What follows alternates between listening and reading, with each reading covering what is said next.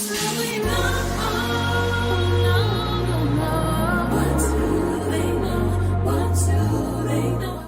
everyone, welcome to the very first episode of The Bro Code, where we, emerging men of faith, dive into crucial and interesting topics. This week we're going to talk about competition and comparison in the social media world. Are you guys ready? Oh yeah, I'm ready. Let's get into it. So the first question, do you ever find yourself falling into comparison or competition in the social media world? If so, does it threaten you or does it inspire you? Let's see. I think it's natural to kind of find yourself comparing yourself to other people, especially when social media is such an important part of our lives. We're on it almost all day, every day. So I think when you're immersing yourself in that much content and seeing that much content thrown at you, it's kind of natural to kind of compare yourself to what your peers are doing. Now, with that being said, with so much content coming across your newsfeed every day, how do you determine that what you're contributing is true and authentic value? Now, my answer would be I would just base it off engagement. So, who are you reaching? Who's responding? And what exactly is the response? Negative or positive? True. Yeah, so I think kind of to answer your question, and then I answer your question too, is I don't think I ever compare myself, but I'm always aware of all the different things that are out there. And I think I use it to make my content better. Yeah. Because I think it depends on the audience you're trying to actually, the audience you're actually trying to attract or the audience you're trying to reach. Yeah. So for me, it's like, hey, what else is out there? I want to use some of that, use some of this, and then add it to what I'm doing to make my content better. I agree. And then to your question, like you said, I think tracking the engagement is important. But I really like when I get feedback outside of just the numbers that are on, that come with engagement. When I get feedback or I see people share or repost something, I know at least touch one person. Let me ask you this question. Do you think as a creator, you are the ultimate responsibility of who you attract? Do you think your audience could come from somewhere else other than you? I think so. Because based off your interactions with other people, they're going to drive people to come to your page also. So I think it's important you have a target audience, but you're still going to drive other people as well. That's why your interactions with you matters. Right. Definitely. Absolutely. Of course. Absolutely. So with going back to the first question though, like, does that inspire you or do you feel like there is a competition? I know for me, I feel extremely inspired. I'm always looking at different perspectives, even different creators that might not be in my niche, but what they're doing inspires me to be better. I try to adapt those behaviors or strategies that's helping them. There's one in particular person that goes to my church. She has over 400,000 subscribers and over 100,000 followers on Instagram. And, she's a beauty influencer, and so, but there's so much I can learn from her that there's never a sense of competition. Even if she was doing what I'm doing, there would never be competition. It would just be inspiration. Now she created this whole merch that she just dropped like a few weeks ago. And for me, I'm not competing against that. I'm inspired because I'm like, man, I want to do that too. And so she's been coaching me, even if we're in two different niches. So that's how I like that first question of is there competition or how do you compare yourself to someone else, right? Yeah. And I feel like that's important though. Don't pigeonhole yourself into one box. You gotta talk to people from different niches and things like that, because getting different point of views, that's only gonna make your content better. Absolutely. Because we're a community, right? Exactly. Yeah. What about you? I think I'm gonna just add to that and saying, like, when I think of comparing myself to somebody, it's not in competition. It's more so, can I challenge myself? Can I challenge myself today to be a better Lance than I was yesterday? What can I do with networking? What can I do with bouncing ideas off people? Or who can I meet to be able to bond with, to be able to grow and strategize? Like, I'm one of the people who want us all to succeed and all to do well. You see what I'm saying? Yeah. And I don't believe there's enough people out there like that. But if we can change that seat from competition or competing to actually, let me challenge myself to be a better person today. What can I do additionally to grow my business, my brand, my intentions, or what additional audiences or people can I meet or collaborate with? So just changing the mindset on, I think, like, that really helped. But not in competition with anybody. I think that's important. I think when you were talking, it made me feel like we have to change the narrative. Especially, this is the bro code. So as far as men doing this together, we have to change the narrative that we can work together, even if we're doing 5 different separate ideas or niches or whatever. Our audience may be different, but we can work and collaborate and inspire and love on each other in some form or fashion so that we all can win. Exactly. Changing that narrative, because that's so important. There's, True. even though we may feel comfortable, there's always a demographic or percentage of people that try to compete or feel like they have to be the best. When it's not necessarily who's number one, who's number two. We can all be number one together in our own way. You know what I mean? Yeah, I remember, it takes me back, I was watching this short documentary on LeBron James, and they asked him, do you want to be like Michael Jordan or Kobe? I remember that. And what he said is, I don't want to be like either of them. I just want to achieve some of the things they accomplished. Exactly. And I think when you're looking at content or creators that are out there, you don't necessarily have to compete with them or want to be like them. You just want to achieve some of the things they've accomplished. So that's how I think about it when I'm in my creative space. Yes. To add to that, as a mime artist, it's kind of a small type of field, so to speak, when it comes to like niching and other creators who do that mime and ministry. So when I was younger, one of the main things I would do is not watch other people. That was a benefit and also a hindrance in mine, so to speak, because it benefited me by being able to be original with what I created, but it also hindered me is because I don't know exactly what other people will respond to if I didn't come up with it. So it also allowed me to be like open to seeing other people doing what I do.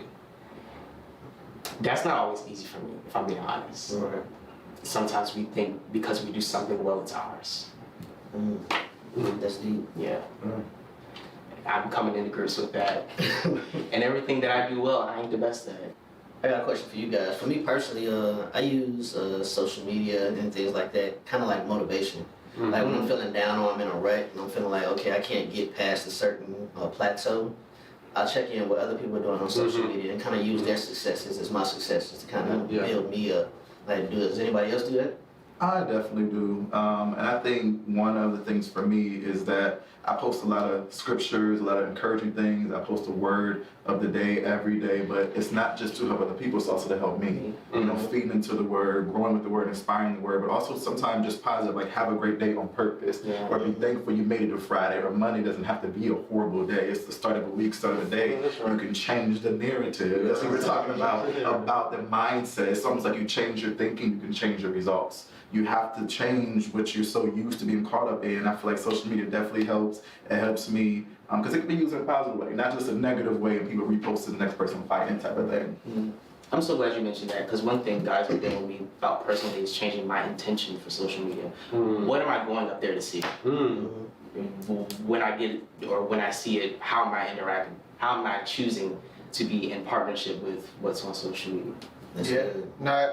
And to go off of what you're saying and kind of answer your question some more, is I found myself not looking at the content that I wanted to because I had so many people I was following. So I actually went through my social media and cleaned up who I was following so that I was more intentional with the content I was taking. Do you feel like I feel more motivated because the people that I'm watching are the people that I want to follow, and then two, their content is aligned with where I want to go. So I definitely can agree with you on that. You're gonna ask something that you said. How do you feel? Do you feel like there is an oversaturation? Did I say it right? Oversaturation of content creators, people who are using social media to create versus using it for just social interactions. Hi, bye. How are you? I don't think so. You don't think so? I don't think so. There are billions of people in this world. You know what I mean? Let's think about social media. As far as Instagram alone, they have billions of users. I mean, so there's a part for everyone, for all of us. There's so much diversity, so much perspectives that we can all look into. So I don't think there's an oversaturation. I think we all should just, work accordingly. Do what's continue to support who we want to support, and leave those that, like you say, filter out those individuals that you're not going to benefit you. Like you said, I love that idea of being around people that really put you in the right mindset. If you want to be the best football player, you hang around those that are playing football all the time, that are immersed in it. If you want to be the best singer, you hang around all those singers. And as far as content creators, if you want to be the best one, hang around the other content creators, collaborate, work together, learn, follow those individuals that are doing what you want to do so you can be inspired and continue to produce the best content that you want to create. Yeah, that makes sense. Definitely. On the flip side of that, though, I think there is an oversaturation of content creators, and the reason being is because I think the society we live in, everything is based on the dollar. Well, and that's true. a lot of people are using Instagram, Facebook, TikTok, things like that to monetize their brand. That's true. So they see one person making so much money off of followers and interactions and things like that. They're gonna think they can do the same thing, even though it might not be organic or they might not have it down to a T on how to market. I think a lot of people are jumping into social media with the thinking that they can get rich off of it because other people have done it. Yeah, and I think that goes back to the purpose of why you have your social media. Like some people have it just to take in content, other people have it to put out content for those to be inspired. Some are trying to monetize it. I was talking to this company and they said there's about 58 million content creators that are not being able to monetize their platforms right now. And that's a crazy number to think of. It is. But that's because so many people are just creating content. So I don't know if there's an oversaturation, but I just don't know if people know why they have their page. Absolutely. And I think that matters, especially we're talking as like Christian men. Like, why do you have your page? Going back to the things that we're looking at on our page, the things that motivate us, etc. Yeah. I think that it definitely matters kind of where you're going to be focused when it comes to your social media page and the content that's on it. Yeah. So, But I think we need to also change our perspective too. You know, a lot of times it's not about the money. It's about how do we want to influence the world. At the end of the day, content creators are influencers. And are we influencing, trying to create more of a wealth for ourselves, or are we influencing, trying to change society? You know what I mean? yeah. You know, there are heavy situations that we're dealing with in our world. What are we going to do to build that impact? If you have 50,000 followers, or if you have 5,000 followers, are you creating content that changes somebody's thoughts or feelings about life? I had a mentor say, he asked us, what's going to be your contributing verse? He continued to ask, what's going to be your contributing verse? And I think when you think of social media from that standpoint, you'll probably put out better content. Yes. Like if you know how you're going to contribute to your audience. So yeah, that's definitely interesting. I got a question for you guys, because when I think about social media and trying to get your content out there, a lot of times we think we just need to go talk to our friends and have our friends push our content. Yes. But have you often found that you have people that don't support you, or people that aren't your friends support you more than your friends? That's a good question. But before we get to that question, we are going to take a quick break, and then we'll jump right back into that question when we get back. All right, cool. Hello, my name is Dr. D. Evans. I'm the CEO of Koinonia Training and Consulting. I help entrepreneurs, small business owners, and even ministry leaders change their narrative. If you're ready to change the narrative of your business, of your strategy, implement things for the glory of God, I can't wait to work with you. Contact me at info@koinoniatrainingandconsulting.com. All right, everybody, we are back. Thanks for joining us again for the Bro Code. We had to pay a few bills, but we're going to get right back into it. I'm going to turn back to my bro Ryan here. Ask that last question that you said before break. All right, so question I had was, do people that aren't your friends support you more than your friends do? And if so, why? Why do you think that is? Is it because of their lack of interest for what you're doing? Or do you think it's a competition? Like, what do you think it is? I mean, that could be one answer. I mean, the second answer could be poor choice of friends. That's deep. I was going to say yes. I am going to say yes because I think I was talking about this earlier to you, Brian, and we were discussing that concept of, you said, why do your friends not support you? And I said, they might not be interested in my content. And I said, personally, I'm okay with that. And I have a few influencer friends that they do some things that are different, and I'm okay with not being engaged with their content.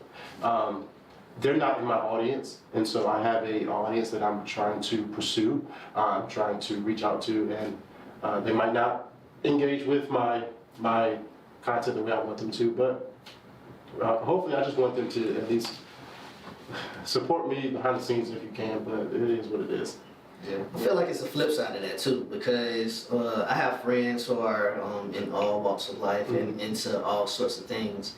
And when I see them post something on social media, it's nothing for me to share on whatever it is they're doing. Exactly. I feel like if that's your friend, if that's your family, if you really support them, you don't have to go real hard, but it's easy to hit a like, it's easy to hit a Yes, well, that's true. like, and I feel like people don't do that like they should. Now, that brings me to a question. What does adequate support look like for the creator? Yeah. What is that?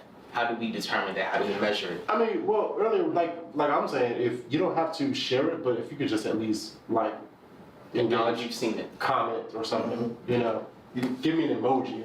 Give me something. If you feel like you at least support me and help the algorithm so I can reach somebody who I wanted to reach. You know what I mean? Right. Yeah, I think it also depends on, like you said, what does it look like? Have you had that conversation with your friend? If they are your friends, you want them to share. Have you said, hey, will you share my stuff? You don't share my stuff. I see you watching it, but why you not sharing it, right? Like having that candid conversation. And then I also think it depends on that person, right? They may create content and they're not expecting you to share because you're not their audience, and the audience that you normally attract isn't their audience either. So maybe they're not even thinking of you sharing. So for them, when it comes time to share, they're like, I don't really need to share because that's not the expectation. Have y'all had that conversation with your friends though? Have you ever been in that position? That's what I was just gonna ask. I have had that conversation with a couple of friends, but you get varying viewpoints because, like you said, some people might feel like, well, I don't feel like I need to share it because I'm not trying to bring that type of audience to my page. Right. So I mean, I get it, but I feel like that's something that you should talk to your friends about so you can get their viewpoint, so you're not holding unnecessary grudges for something that is a misunderstanding. Absolutely. I think what you all are saying though kind of makes me think of this little acronym, CC, Circle Check. Circle Check. Do you remember any of y'all T-Mobile fans that used to have that Fave 5 or something that they advertised, that you had your Fave 5 at the beginning of your phone, you can click on one of your favorite of the 5 friends. Like MySpace. Like MySpace. Like MySpace. And it's like, it just makes me think circle check. I feel if you were doing the best in your circle, in your 5 friends, it's time for you to get a new circle. Yeah, if you're really trying to grow and trying to thrive, it's nothing wrong with those other individuals in your previous circle, but are they trying to go where you're trying to go? Are they trying to do what you're trying to do? Are they trying to do something as simple as like, comment, share, engage, empower, invest? So if you don't have any friends that's trying to do that, then maybe it's time for you to leave that small circle and go to that bigger circle to see, okay, maybe if I'm doing the best, I need some other people who are trying to do better, who are trying to pull me along, encourage me. And that's just like has me thinking like, I try to do that once a year. And it doesn't mean I don't love you. I can love you from a distance, but you can't be in my Fave 5. You can't be in my small circle because I'm trying to expand and do big things. And I would hope you would promote me, encourage me like I would, encourage you. And I also think it depends on like your mindset going into it. So like in business, they say you never start a business for your friends because your business is not going to thrive unless you have a lot of friends. So you start the business for the audience you're trying to go after. So if your mindset is, hey, no matter what, this is the content I want to put out. This is who I am. This is who I want the world to know me as. Regardless of my friends share it or not, I don't think you even go into the, like you'll see them not share or you see them watch your story, you don't think anything of it. You just keep on doing what you're supposed to do. So I think it also depends on the mindset that you have in that moment when you're looking at that. Yeah, true. That's true. Going back to what you said, Lance, how do you feel or why do you feel people don't pour into their friends and family as much as they should? Especially in our community as Black men, we don't do that a lot. So why do you feel? I think 2 things for me why I would feel that way. Some of us don't know how, and some of us it's never been done to you or been done to me. Why should I or how can I do it to the next person? So some of it could just be in the sense of let me learn how do I support my brother? how do I support my friend? How do I support somebody who's doing something better than me or doing something just like me or something I want to do? And sometimes it's showing up, sometimes it's financial, sometimes it's just a call or a text. Hey, have a good day, and I know you have that concert today. Do good. I know you're gonna, blow it off the roof, type of thing. But not getting that, it's like a lot of us being minorities, being black and brown individuals, men or women, it's like you feel not supported. You can get stressed, you can get depressed, you feel like you don't have that person to talk to or to count on just because a friend or a follower or a family member decided not to pray for you that day or encourage you that day. And we shouldn't have to feel like that. We gotta do better, y'all. we gotta do better. And I also think like the whole question about how people support you has everything to do with the experiences other people have had. So I was talking to my mom, she went to this funeral and she said, hey, I don't feel like the people were there for the woman that lost her husband the way they should have been.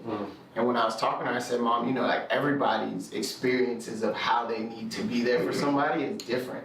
And I think even when we're talking about support, whether it's social media or anything, it depends on the person's own experience. Because like support for you looks different than support for me. True. So you're gonna give me the support you know about, right? You're not gonna give me support that I may need if you don't really know me. So I think that you definitely got to get to know the person more, and I think that level of support changes based on kind of how you know that individual. So Absolutely. I think vocalizing that too is like with your friends or family members, this is how you need to support me. And I think if we don't own up into how we telling other people to support us, we can't really be upset and if they give us inadequate support.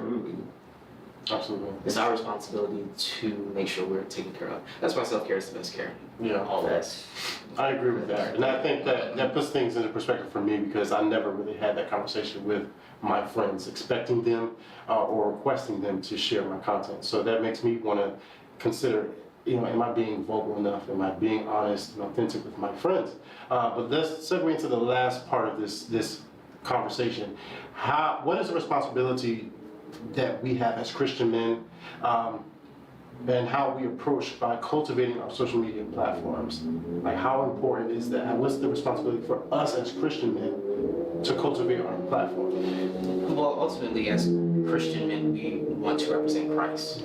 So having our social media, be a reflection of us, but also direct people back to the Father is my first, purpose on social media. And then two would be myself, my ministry, what I do. Absolutely.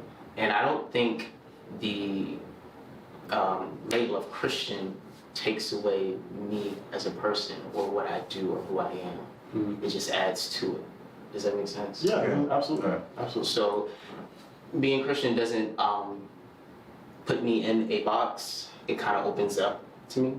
Like this is the way I express my my worship, my.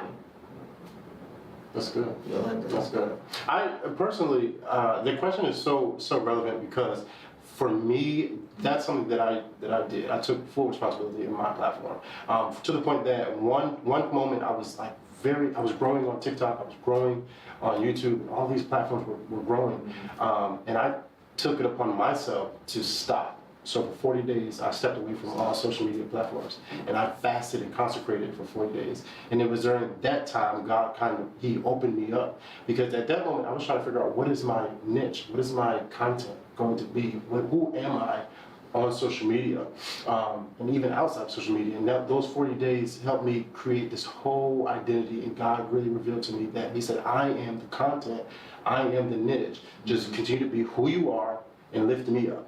And so, I don't have a niche, and I'm okay with that. But I know that if you were to consider my niche or give me a category, it would be faith-based content. And so I continue to create content that glorifies God. Whatever I create, I think about it. Does this glorify God, or does this glorify depression, or does this glorify poverty or confusion? And so I'm very cognizant, very careful of what content I would post, because I don't want to get that misconception conveyed to those who are following me. So I think that I was listening to a lot of things that you just said. One thing that stuck out to me was being the same person on social media that you are off. Exactly. And to me, as a Christian man, a Christian in general, you can be the same person on social media as you are off social media, Exactly. you've probably done the right thing. Yeah. So I think a lot of, if I'm speaking for myself, a lot of my content I create from my own, like from my heart, the things that God has put Exactly. into me. Exactly. Because I know if I meet you, or if I meet Davion, or if I meet Lance, or or if I meet Terrell, like it's gonna come down. Like when you meet me, you should, or you see my content and then you meet me, you should be like, oh, there's no difference. That's the same guy I met, the other day. So like that's kind of how I approach my content. And, A lot of people wouldn't do that. A lot of people wouldn't step away for such a long period of time. Yeah. Because I was afraid. I wasn't even afraid to step away. So I was just like, I'm upward slope. I don't want to stop. But it was necessary. I was committed to trying to figure out who I am and make sure that I'm not creating a facade or being unauthentic. which is really important. Yeah. It's huge. One thing I'll add to that is being faith-based or being Christian. For me specifically, I grew up in church my whole life, so it's easy for me to do this. Yeah. This is easy. I can talk about God all day. Yeah. I can talk about motivation, about empowerment all day. It's harder to do it and it be what God said, not just something I heard or something repetitive. So when it comes to social media, I try not to do something that I know or something that I've experienced. I try to do, okay, what does God want? What is His intention out of this? Instead of just, pulling it off my back. I agree. That's true. I agree. Because everything, it may not be now, so to speak. Everything God speaks isn't necessarily supposed to be released now. Yes. It's always Absolutely. timing, and Absolutely. God's been training me on knowing when to speak and when not to speak. Listen, I got like 5 videos that I have not released yet. Only because it has to be at the right time. It's the right time. Absolutely. No, that's great conversation, y'all. We appreciate all the things you've added and your different perspectives. But we're gonna go from now. We thank everyone for watching the Bro Code. Thank you. Next week's episode is gonna be even better. So be sure to subscribe and tune in to CA Vision Media on YouTube. And then also follow us on Instagram as c.a.visionmedia_ on Instagram and Facebook to stay up to date with the new episodes coming out. Also follow Happily Better After on YouTube and at Happily Better on all social media platforms. You don't want to miss what we got next. It's going to be fire, y'all. Fire. Next time.